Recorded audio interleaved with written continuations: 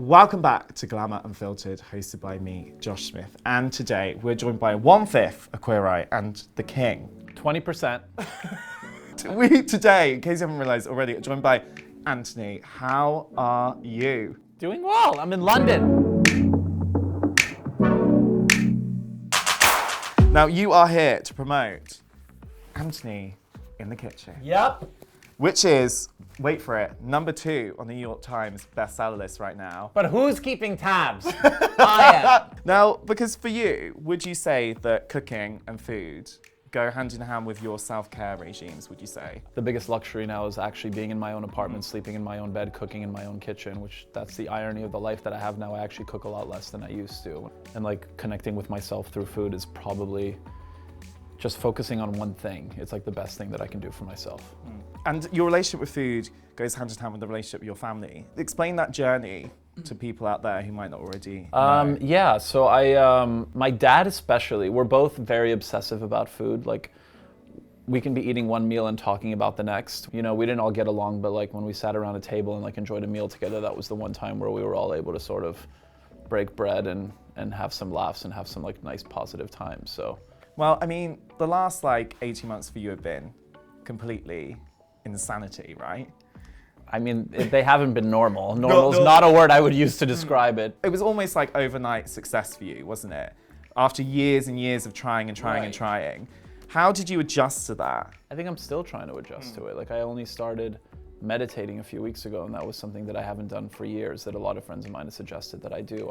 Like if I walk into a room and I see somebody who's like sad or upset, I tend to take on their feelings and I sort of like keep them. If I get sad, I stay sad a lot longer than I need to. Same with like happiness. And so meditation is a good way of kind of like setting myself up in the morning if I do like 10 or 15 minutes. And it just allows me to sort of like allow the feelings to come, but then I let go of them. Like I don't have to like hold on to things as much. This past week, it's like we had cookbook came out, New York Times bestseller, Emmys, flying to London, now flying to Montreal. It's like there's always another thing on the horizon. And it gets challenging sometimes. Like I really want to appreciate every moment and like kind of like embrace it and accept the fact that if I get up and I'm feeling like I'm 60%, then I'm just going to be 100% of that 60%. I don't have to like try to compensate or feel a certain way. It's just like it's all about acceptance, I think, too. What's your journey with your own self-acceptance been like? The first thing that comes to mind is definitely probably my Polish heritage. That's something that was a trickier one. It felt normal to be Polish when I was growing up, and then I moved to West Virginia, and suddenly, you know, people were asking about my name. Why was it so weird? Why did I speak 3 languages? Why was I bringing a lot of cabbage to school for lunch? Suddenly, like the things that I kind of took for granted, or the things that were just givens, like being Polish Canadian, suddenly I felt kind of like embarrassed about it. So I kind of pushed it away for a while, even to the point of, like, I almost fully forgot Polish and French in the 3 years that I was there. So it's been this like sort of river of like love, hate, and now I'm literally like showcasing Polish recipes and hangover cures in my cookbook. And it's sort of like being Polish is something that I'm actually really proud of, not just accepting it, but actually embracing it and like honoring where I come from and my ancestors and all that other stuff. How did it make you feel to be in that community and kind of feel like an outsider? It's hard. I mean, it's a very strange thing to suddenly feel embarrassed about something that you never really paid attention to. You get socialized into being embarrassed about things that you shouldn't be about. And for some people, it's like body image, sexuality, heritage. I think it comes in a lot of different forms and shapes. When did you start to deal with that? I would say when I actually met people in my community who I can identify with. I think it's like attaching yourself to a tribe or people with like-minded interests. I hear a lot about that in the LGBTQIA community as well, especially like in the US, we have a thing called GSA, a Gay Straight Alliance. And kids feel a lot less lonely when they find people who are like them, so that they don't feel like they're the only one going through whatever it is that they're going through. Do you think sexuality made that harder for you? Or did it make it a bit more complex? I think part of me, if I'm fully honest, I always knew that I was interested in guys, but at the same time I had relationships with women where I was really happy and I was actually in love with women. So I knew it was one of those situations where it was like, when I find the right one, I'm gonna know it's time. And that happened maybe in like my early mid-20s. Being bullied for being gay or being called the F word isn't something that I really experienced because it was just assumed that I was straight. Even when I was in a long-term relationship with a guy, it was just, I worked at a restaurant for several years and people just assumed I was straight until he came in one day and it was like, oh, he has a boyfriend. What made it more complicated was the fact that I didn't feel comfortable identifying as a certain title. The idea of like, if you don't belong to a certain group, they don't have control over you and you can be free to do whatever the hell it is you want.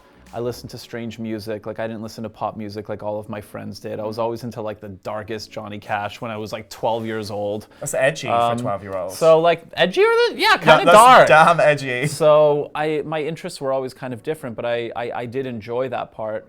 I think with relationships, it was kind of the same thing. I knew that I didn't want to be considered either like bisexual or gay or heterosexual. Like it just didn't.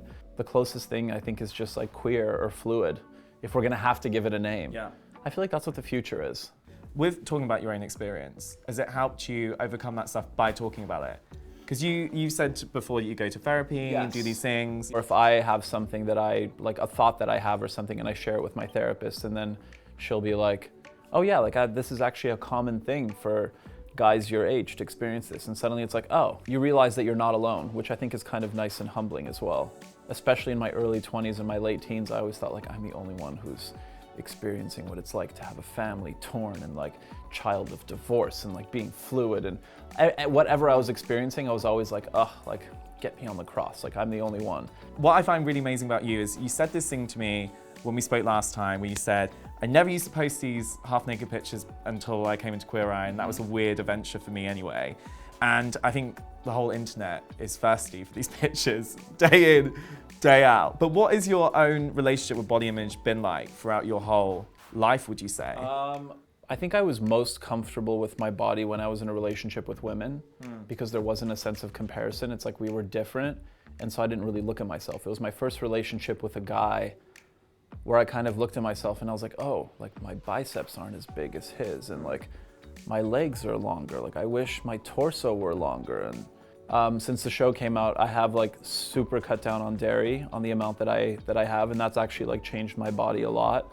And I'm somebody who loves cheese, but also being on camera all the time, it's suddenly like you see yourself at an angle and it's sort of like, oh, what is that chin line? You know, I have days where I wake up and I just feel like human garbage and I'm like bad, like I just eat vegetables and like try to eat plant-based and go to the gym twice in a day.